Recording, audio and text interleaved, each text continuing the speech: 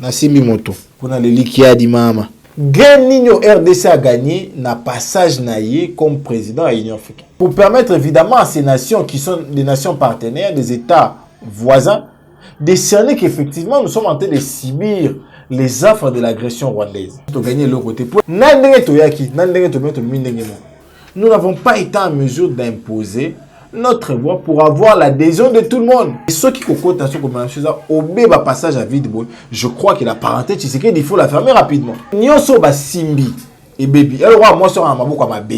Et là au moment simbi et bimi bien. Nous avons nous payé les prix de l'incompétence de l'UDPS dans la gouvernance. Nous avons nous payé les prix de l'incapacité de l'UDPS dans la gouvernance. Yango lelo et ko faire tout dans passage à vide. Est-ce que le tobando singa ka masano? Ça n'est qu'on y moko za tourmenté par un mouvement pour tuer ça en Afrique. Est-ce qu'on peut pas appeler à plus de responsabilité de la part des actuels gouvernants, à savoir entendre et exécuter les désirs de son peuple, ceux qui battent la sakanya après. Na francophonie en Rwanda. Et qu'on peut soutenir les rebelles qui sont biso. Si on se dans la SADC, Masano, et Botani. La priorité des priorités devait être les questions de sécurité, les questions de développement. Il faille que les Africains, les États africains, considèrent la constitution ou les constitutions des pays africains pour que Maraboba coup d'État, on va plus tuer ici. Annonce, il y a publication des résultats. Et ça, mesure de contenu, on va combattre la motoloté. Est-ce que nous va 6 corriger? Bon, fouti bango. Qu'en réalité, monsieur le ministre a échoué cette année. Ils ont au moins 3e forum où Basali va pouvoir réfléchir sur nécessité ou pas à maintenir l'état des sièges. Plus d'une année, on a qui boyko sala table ronde sur l'état des sièges. Moto a bengisi mayanga ni wana. Fallait bisa biso yemoko abandi nini. Yemoko a s'évaluer na hauteur nini. Ba participant bango moko baza d'accord te. Ils ont décision à Masanga, il y a décision à quitter rebaté toi que l'état des sièges parce que l'état des sièges te prépare. L'état des sièges a causé plus d'insécurité qu'avant l'état des sièges. Si que ceux qui battent ba oué na faute à l'état to bana ni responsable. Il faudrait que l'état réponde.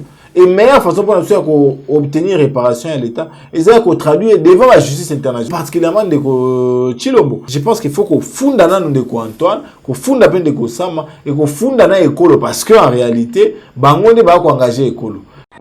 Bayo qui est pour la détention illégale d'armes, bayo qui est pour la atteinte à la sûreté intérieure et extérieure de l'État. Du coup, le ba sambelinaye, ba kekoyoka ba chef d'accusation mosusu. Les lois que été poursuivre pour la divulgation à secret armé. Mais dans ce dossier, on a quitté.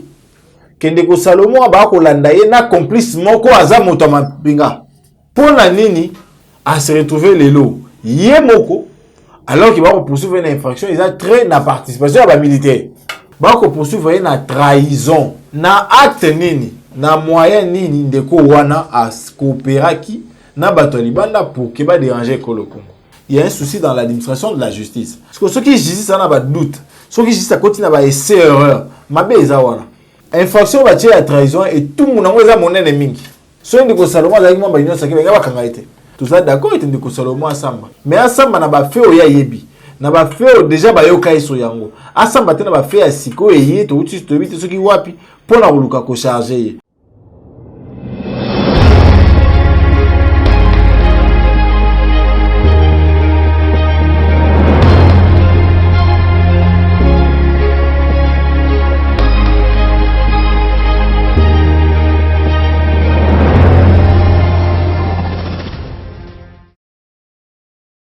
Et c'est été Rosalie Ebele, Bandeko Balandi, Applique Claire Télévision, la chaîne de vérité, Bandeko Balandi, émission Vérité de tous côtés, Mbote Nabino et Païnion sur Joami Bino, merci pour la fidélité, merci de la confiance. Chaque jour, vous allez renouveler la carte à la chaîne de vérité. Voilà pourquoi mon colombo de l'eau, du pour retour. Et maman Joël Kombe, tous allez les Sengoya Koyamba pour Nabino sur ce plateau. Moi, Namboka Jonathan Boele, ou Azali Bongo Moko, Yabali, Bilengue, Bazali Kobunda pour un changement, le Lengue Tolobaka. Yamboka Nabiso, République démocratique du Congo, Azali Mokambia, mouvement politique pour l'amour du Congo et le monaye nde tukosolomani matali mboka na biso République démocratique du Congo na kati émission vérité de tous côtés ya mokolo mwalelo. Sans plus tarder na pesi matondo mingi na baignon so bozali kolanda biso de partout dans le monde awa ni mboka Kinshasa mais aussi na libanda ya mboka. Merci na popo la yombo zo misima caméra, merci na Cordo bi mafuku, merci na Joël Gonago chasseur d'image. Donc pesa déjà mbote na invité na biso sur ce plateau moi na mboka Jonathan Boile mbote na yo. Mbote piboye bozongi lamu na yo maman Joël. Muka kosoa pona mosala kitoko puisque télévision ekoko bakosala pamba te lelo yo bayi mboka bayike au travers ya mikila bapaya to pe ya Congo Kinshasa wa to symbole ete maman Joël azape na kati ya formation pamba te yo zalaki te me bandeko bazalaki na sima basali mosala lolenge longo bani batombo yo be flambeau ya vérité de tous côtés ya plus clair télévision mukakoso na yo na kolika ete mobembo salaki et permettre yo omona lolenge kani baninga basosu bako zwa na motema makambo etali botombo ya babikolo na bango pamba te ya biso lelo bijo ki kana bae bayimi mabina na masanga mingi babosani ete Congo fo etombwama babosani ete Congo fo ezwa élan ya développement na yango pamba te mobu 60 nandambo topé 63 ans eza mobu moto zoka âge ya sagesse eza mobu moto akomaka na âge akere po ke kopema alia mwa mokeo asalaki na lona na ye matondo mingi na yo na kolika ete émission koleka malamu mingi tika na pesa mbote mingi na bandeko nyonso bakwanda biso na ngongene bisika ya pasi na bisika ya bokangami na bisika ya nzoto ekobela na pesi bino mbote boyeba ete na mabondeli elongo to ana bino na etumba elongo to ana bino pamba te biso to panzaka ete mobeso ki bokonzi ya solo eye mobeso ki programme de gouvernance ya bolama ba congolais eye nde tokozwa somi na bino pamba te ba situation lokola soins de santé à bato kolia na bango misala na bango te situation fait la prioritaire pour l'état mais ce que l'état tient comme priorité c'est que l'état wana aza démissionnaire matondo mingi mwana mboka Jonathan to lobela mai matali situation sécuritaire ya mboka na biso et bien ça fait déjà des années boye il y a état de siège dernièrement table ronde de kutaki ko salama au clôture et salami déjà donc ko retenir nini na mai matali table ronde wana sur état de siège na kati ya nord pays Ituri.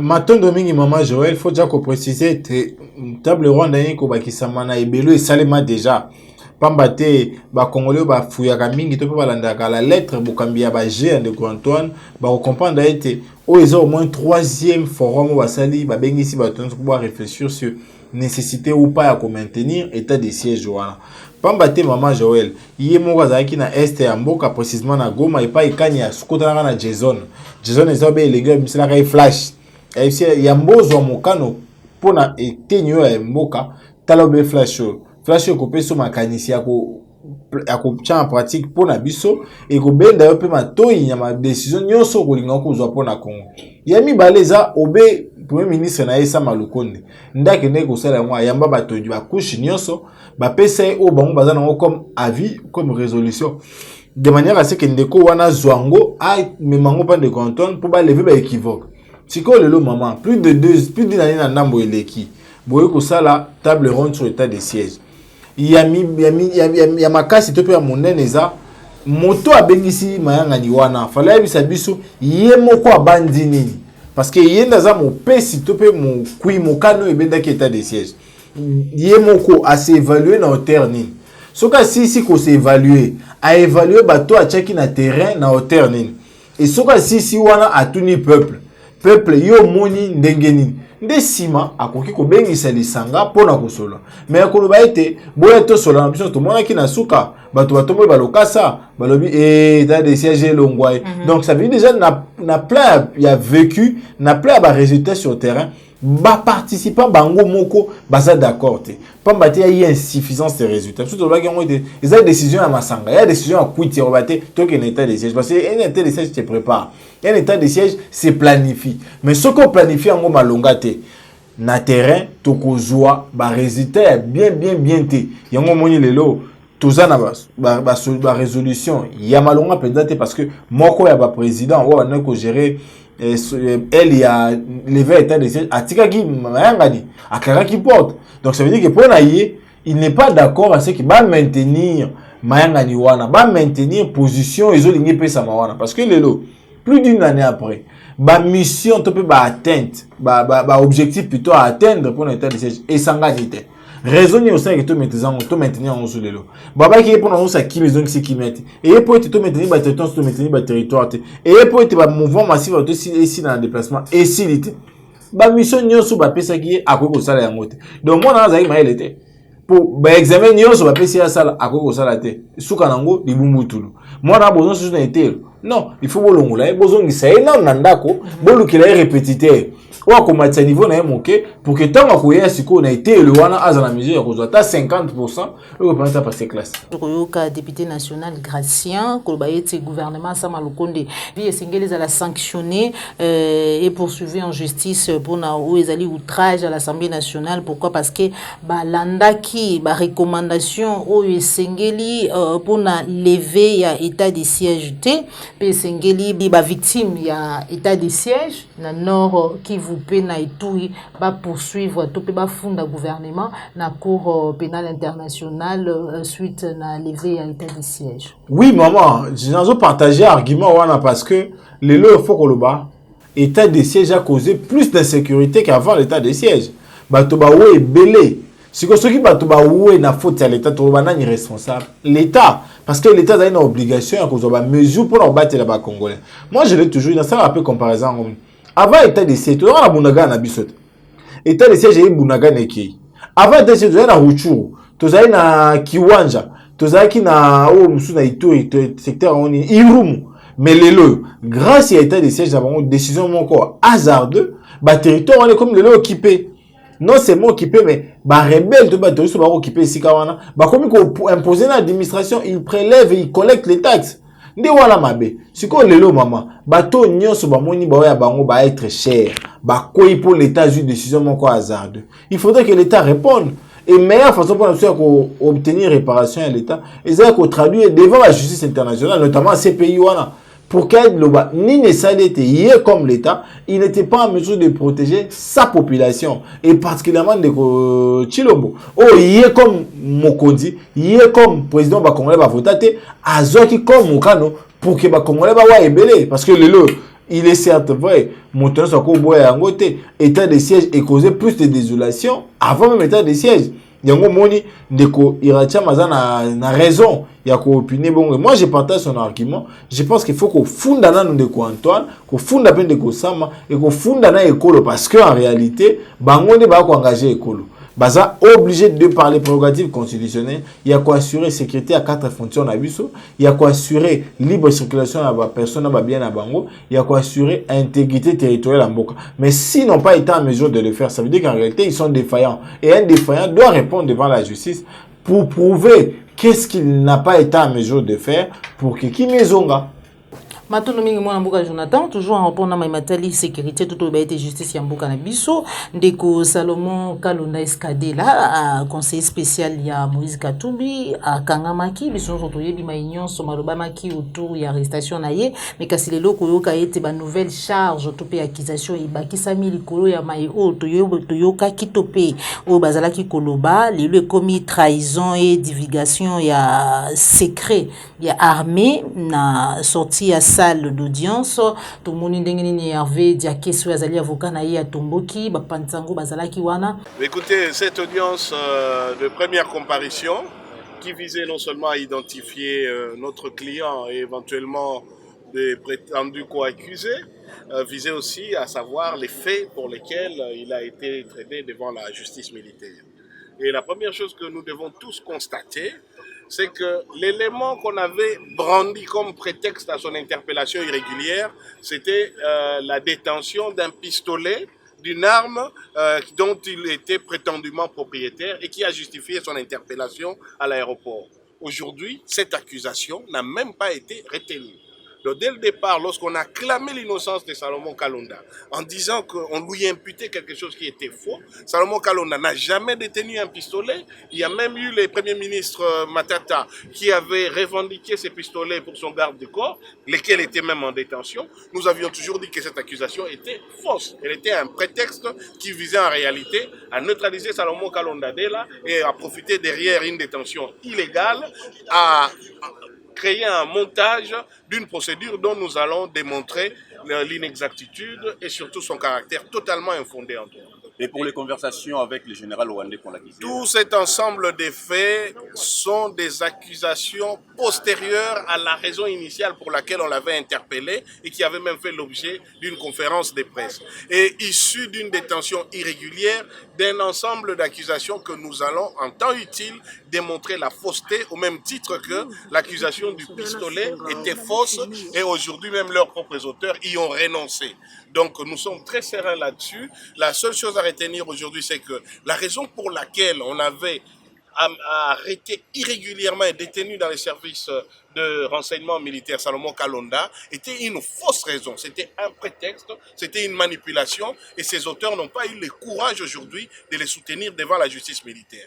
De la même manière, les autres accusations qui en découlent. L'autre chose aussi que nous devons retenir, et au regard maintenant du dossier que nous allons pénétrer, Salomon Kalonda n'a rien à faire devant une justice militaire. Et il n'est pas constitutionnellement justiciable d'une justice militaire. Et en tout état de cause, Salomon Kalonda n'a rien à faire devant aucune instance judiciaire de ces pays au regard des faits qu'on prétend lui reprocher. Par là, vous voulez dire que c'est possible? Ce renvoi a été accordé par elle-même la juridiction. Parce que c'est aujourd'hui que nous savons contradictoirement ce qui lui est reproché. Et c'est à partir de maintenant que nous allons pénétrer les dossiers. Nous pouvons en obtenir copie, regarder les éléments de preuve retenus contre lui et pouvoir préparer une défense que nous vous assurons qui sera efficace, conforme à la loi de notre pays, pour démontrer qu'il n'a rien à faire devant la justice militaire et qu'il n'a rien à faire devant la justice. Il est innocent. Par là, vous voulez dire que c'est procès un arbre qui cache une forêt politique?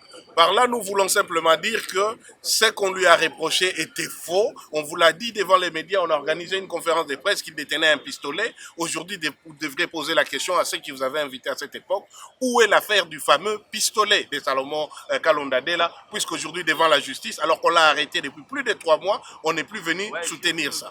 Ça, c'est l'élément important. Comment a-t-on pu interpeller sur les tarmacs de l'aéroport une personne sur base des accusations totalement fausses? On l'a gardé en détention, on lui a privé l'accès à l'avocat et après on l'a mis dans une prison militaire et aujourd'hui on ne soutient plus la même accusation et on vient avec d'autres accusations. Ça, c'est quelque chose qui doit nous inquiéter et c'est quelque chose de dangereux dans un état de droit. Quelles conséquences juridiques déjà? Nous allons en tirer en temps utile, mais nous préférons réserver la primeur aux juges qui devront décider sur l'ensemble des arguments que nous allons développer une fois que nous avons accès au dossier. Yayambo ya koretenir ete likambo oyo bakangelaka yo balobaka azalaka na munduki ba oyo bafundaki ye na likambo munduki baye lisusu te mpo na koloba yango. Tangu nyonso tozali kolobaki likambo ya munduki wana eza likambo ya lokuta. Tangu nyonso tolobaki ke premier ministre Matata alobaki ke ezalaki munduki ya garde corps na ye bato bazali kondima likambo wana te. Lelo awa epai ya bazuzi bato bazali kofunda ye baye ata te bazwi ata nguya te to makoki ya koloba likambo ya munduki batiango kutu te na makambo oyo bafundeli ye. Yango eza kolakisa ete nyonso oyo basalaki ezalaki kaka montage mpona kokanga ye bamema ye epai ya bazuzi mpo azwa condamnation. Kasi tokotika yango eleka te po tozali na biloko ebele oyo tokobimisa na ntango na yango lokola tozotala dossier oyo po tolakisa ete ndeko Salomo bakoki kobenga ye te azali civil aza kutu na makoki te basambisa ye na bajustice militaire mpe ata kutu na makambo oyo baza kofundela ye azali kutu moto akoki kofundama esika moko te po aza innocent. Maye ninganaka pamba te elakisi nini? Elakisi pokoki kokosela moto likambo nsima boye epai ya bazuzi bozokoka suki kobimisa yango te. Elakisi yango wana nde kasi maye ninganaki pamba mpo bakoselaki ye likambo munduki lelo baye koloba yango lisusu te. Mpona nini baye koloba yango te botuna bango place maye ningani yango wana. Maître Diakesi na likambo etali bongo conversation na baronde. Oyo nyonso makambo ekobima lelo ti tomoni yango lelo tokotala na dossier mpe toza na makoki nyonso ya kolakisa ete kaka ndenge likambo ya munduki nyonso eza kaka ndenge moko lokuta na lokuta. Bapoussi procès pourquoi? Pona bapesa biso makoki ya kotanga dossier ya kotala bapreuve baza nango mpe biso mpe to pesa ya biso makanisi engebene na mobeko oyo kolakisa ete ndeko Salomo akoki susu kosambisama te mpo makambo nyonso balandeli eza ya lokuta. D'après obandi ke moto azali nsima ya dossier oyo ya Salomo? D'après nga na bandi kaka likambo moko ndeko Salomo azali na tangu te ya kosambisa mapo aza innocent na bandi ete makambo nyonso batielaki ye wana ezalaki kaka mpo balongola ye libanda batia ye na boloko esika na eza ni na boloko ni epai ya bazuzi ya bamilitaire ni meme na epai ya bazuzi ya bacivile mpo aza innocent. Bon soki susu akati abiki no alakisi bapeve nazali mpona kosala spéculation te nazali mpona koloba ete lelo makambo oyo bafundelaki oyo bakangelaki ye epai ya juge mutu moko te abimisi yango lisusu mpe tokokende bongo mpo verité ebima. Merci beaucoup. Basi babimisi makambo epai ya bajuge bakoki kobakisa mosusu te oyo eza na dossier nde tokosambala. Qu'est-ce qui se passe au juste? Maman, je faut déjà koloba ete crime ya malongo ezalaka te. Le crime parfait n'existe pas. Ba déchet etikalaka kaka. Ina etelo mibeko so totangi balobi ete moto bakoki koyoka ye kaka na bafe oyo baopoursuivre ye. Siko motuno nga na komi tuno mpilo kwa bakongolais nyonso. Bayoki ye mpona makambo ya détention illégale d'armes. Bayokaki ye mpona atteinte à la sûreté intérieure et extérieure de l'État. Lolenge kani porte-parole ya renseignement apesaka biso. Eza obe bafe wana nde yango ezaki essentiel ya objet audition na ye. Sikoyo lelo basambeli na ye bake koyoka chef d'accusation mosusu. Question misato akomi tuna. Est-ce que bayoka ye déjà mpona bafe wana? Soki bayoka ye boni basambeli bakozala surpris na yango. Ça veut dire qu'en réalité bayoka ye te. Élément ya mibale. Lelo koloba ete poursuivre ye mpona divulgation ya secret armé. Mais na kati ya dossier wana yo kite kende ko Salomon ba kolanda ye na complice moko aza moto mapinga. Pamba te ba secret armé po yeba ngo foza la moto ya mapinga. Pona nini a se retrouver lelo ye moko alors qu'il va poursuivre une infraction il a très na participation à ba militaire. Ouais les mains c'est mi balé ba ko poursuivre une trahison. Pamba te mobeko wana mobeko o avec mobeko code pénal et tche mukano wana tope chef infraction wana pona moto nyonso ako coopérer na bato ya libanda pour que ba déstabiliser ekolo Congo. Siko motuna na acte nini na moyen nini ndeko wana a coopéraki na bato ya libanda pour que ba déranger ekolo Congo. Et ça va faire wana so sangisi en réalité il y a un souci. Il y a un souci dans l'administration de la justice. Parce que justice, nde yenda pesaka, o abengi somi. Apesaka mwinde ko kelisa ekolo. Mwinde ko ngengisa ekolo plutôt. Parce que ceux qui justice na ba doute, ceux qui justice continue ba essai erreur, mabe eza wana. Et face ya mabe muto na droit kanga monoko. Te faut juste telebela yango. Yango na joindre na mongongo na ngana oyo ya basambeli ya ndeko Salomon ya robate. Mingi mobeko lobi ete moto balandaka ye kakobe na babiloko bayokela ki na yango. Boyoki ete sur bafe wana. Pour la ligne beaucoup poursuivre na bafe wana. C'est au fait des questions beaucoup plus procédurales oyo kosenga ete avec beaucoup de souplicité, beaucoup de sagesse to analyser yango. Maintenant ko pesa ndeko makasi. Na ko pesa ndeko Salomon makasi. Pamba te piège à moneno azana na kati ezaki infraction batie ya trahison et tout mon ngo eza monene mingi. Et moi, je me dis, peut-être que ça y est vraiment avec des seins à côté là pour que tout le monde a monnaie les mingi.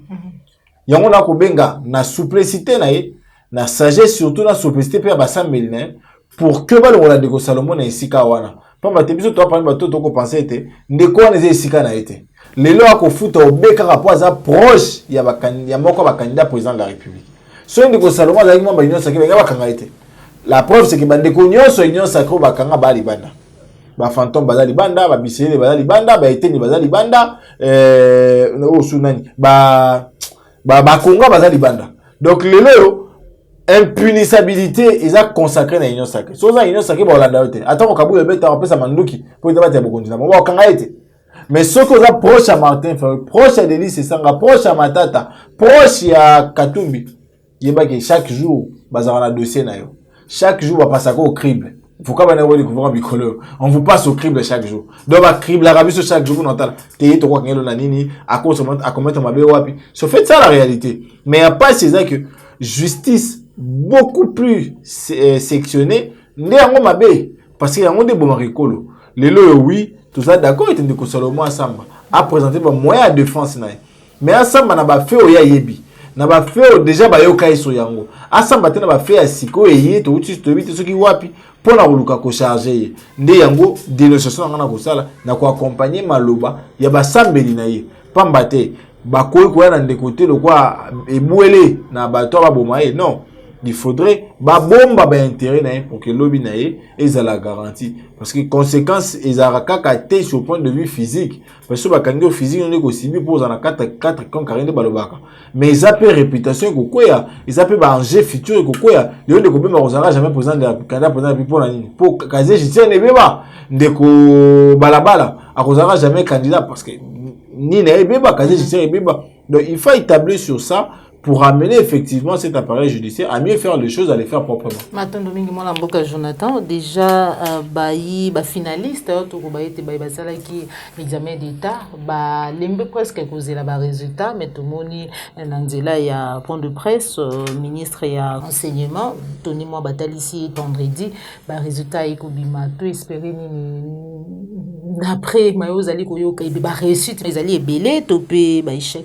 Un petit commentaire. Moi, Joël, un perdant restera un perdant. Pourquoi? Parce que à cause de l'effort, à cause s'améliorer.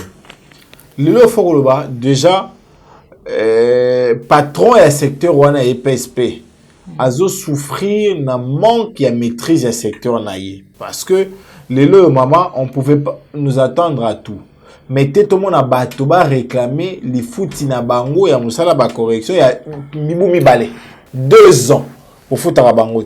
Si vous avez un patron à bâtonner, bateau va payer parce que vos cabinets ont fait à bangote, tout bateau va payer au yomoko yebi. Parce que comme ministre, dès lors que bateau va annoncer qui préavis à grève na bango, il devait éviter le pire au Congo. Mais à ce cas, on a tiki bango ba ke ba annoncer grève, ba il si je na mibou l'État doit devoir bango.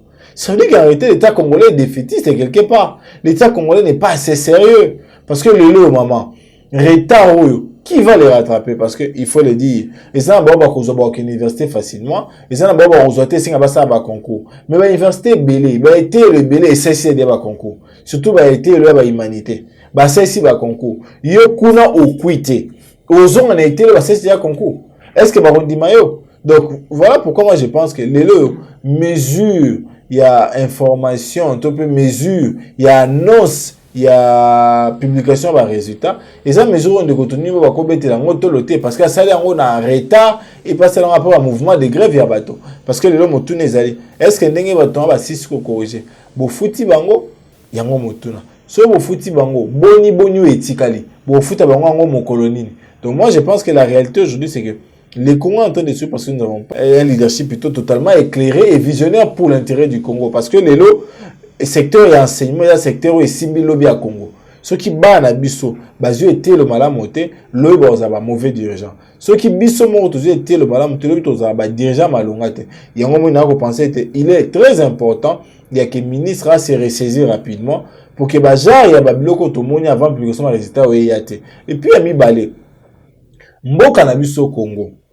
Azarasu na droit à sa bateau ba bourse li banda te comment ka ba fondation ya pesa ba bourse. Et ça mi tunat parce que avant ils allaient qui moto à quoi pourcentage est belé Congo le bité le quoi le jeu belé bona foutelo été lo na mboka tel auquel l'état subventionnait le bourse il y a plusieurs années mais pourquoi aujourd'hui l'état ne subventionne plus de bourse bon c'est vrai que l'état nyoso baza ba voisin ba partenaire à Congo ba pesa Congo ta bourse mon côté donc je suis en train de travailler sur ça pour enquêter quel est le sort des différentes bourses proposées par les états pour partenaires au profit de la RDC. Yango Motuna. Mais je pense en âme et conscience qu'en réalité, monsieur le ministre a échoué cette année. Il a échoué. Bon, comme il a l'habitude d'échouer également, parce qu'il n'a pas su publier les résultats dans les délais, pour laisser les champs libres à ceux qui n'auront pas satisfait ces examens-là. Il y a cause de l'inscription de été le SICA pour nous préparer le binaba. Matondo Mengi, Molamboka Jonathan, pour finir, après une année à la tête, il y a SADC, où ils allaient organisation régionale, président de la République, où il a passé bâton, na homologue naïe, Zoa ou Lorenzo Azali Bongo, président de Angola, que pouvons-nous retenir na Bokambi, topé passage, président de la République, Félix Tshisekedi, na Motu, il y a SADC. Nassimi Moto. Oui, pas Nassimi Moto, pour na l'Elikia di Mama.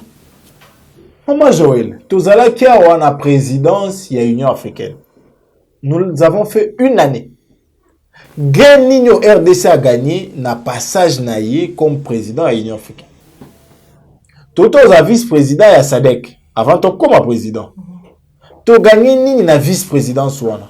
Est-ce que nous avons fait des lobbies forts pour permettre évidemment à ces nations qui sont des nations partenaires, des États voisins, de cerner qu'effectivement nous sommes en train de subir les affres de l'agression rwandaise, qui concourt au pillage de nos ressources, au viol contre nos femmes, à la destruction de nos territoires et même à son occupation. Qu'avons-nous fait? Est-ce que nous avons activé effectivement la diplomatie? Oh, il faut à la justice et non d'ensemble pour que le Congo ait retrouvé place. Le moment Joël, ngor tu nanga ito gagné ni non ito gagné le côté pour la bien côté.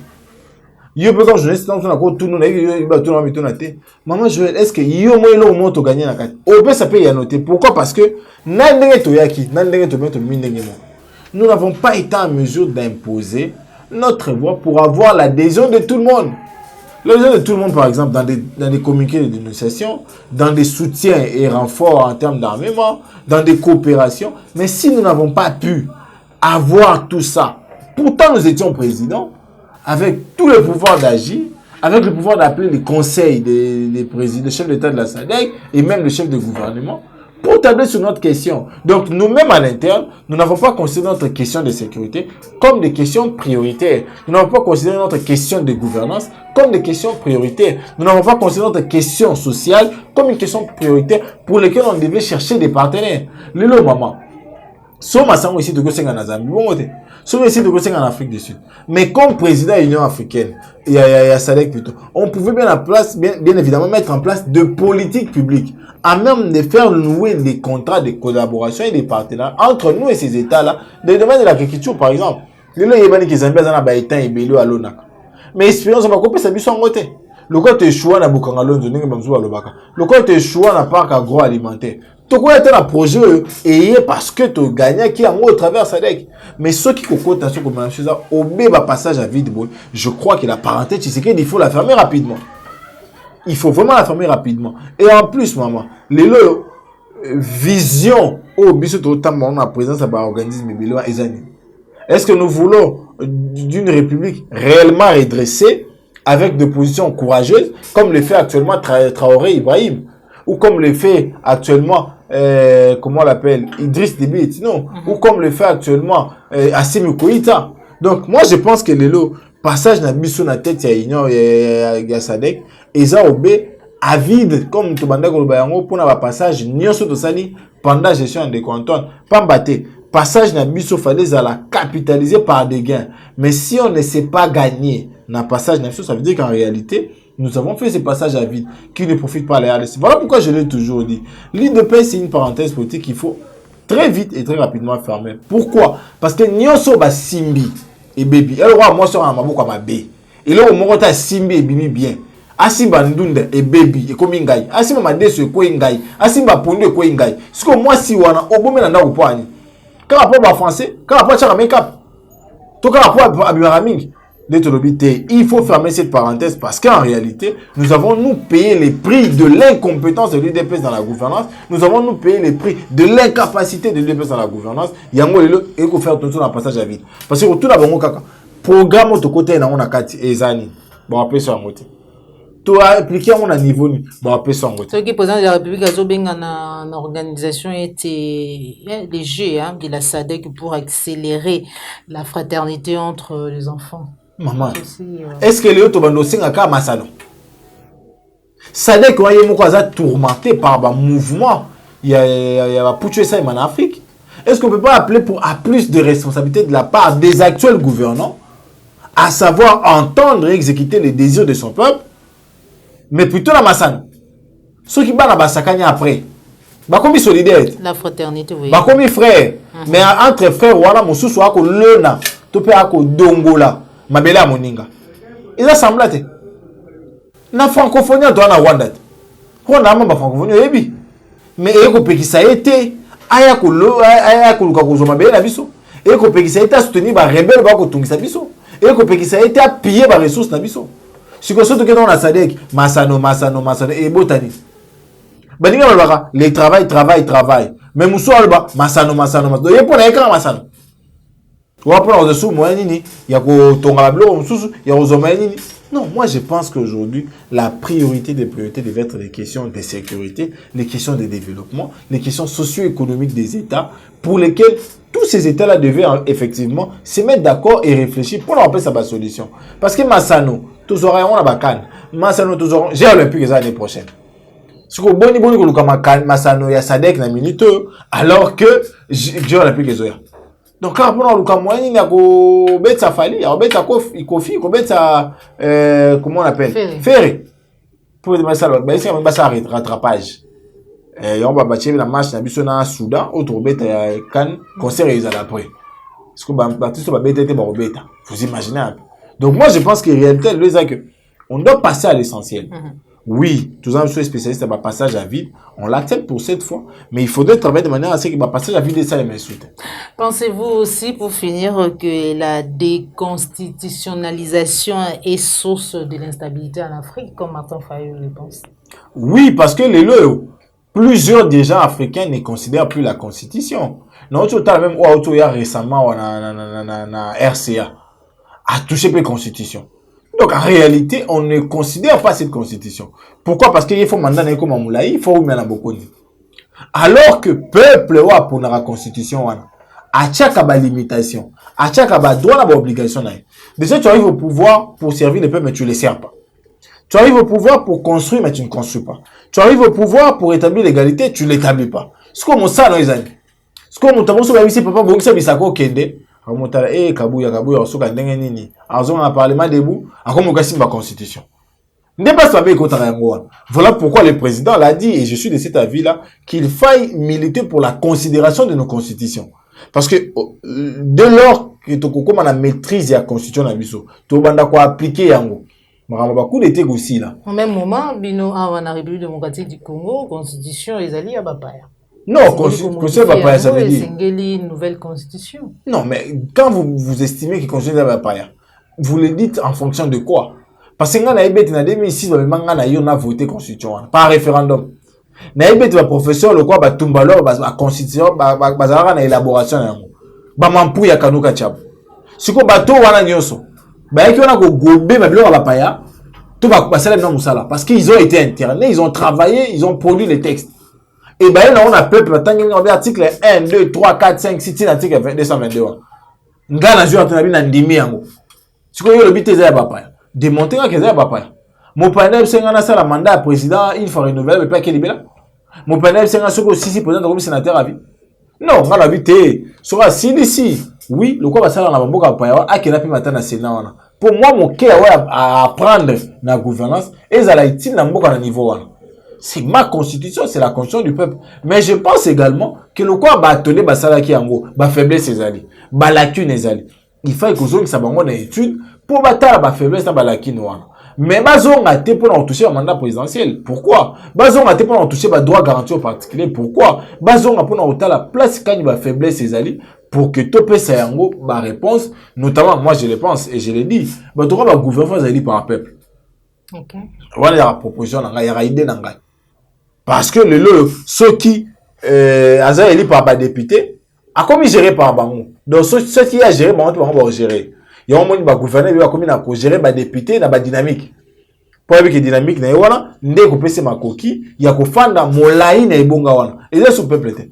Asalama, ba asalama lam. Aussi en tant que dynamique, ils ont dia, aussi en tant que dynamique, ils ont vivre bien. Aussi en tant que député dynamique, bah faire na mamito climatisé, bah ko taba na poto, bah ko voyager na basi na ba na sous maman. Moyen va déranger les athées. Donc moi je pense qu'aujourd'hui, il faille que les Africains, les États africains considèrent la constitution ou les constitutions des pays africains pour que marababa coup d'état on va pucho ici là. Les Camboya ba justiciable ba ko souffrir na injustice de l'eau, faut qu'on mette les sonneurs.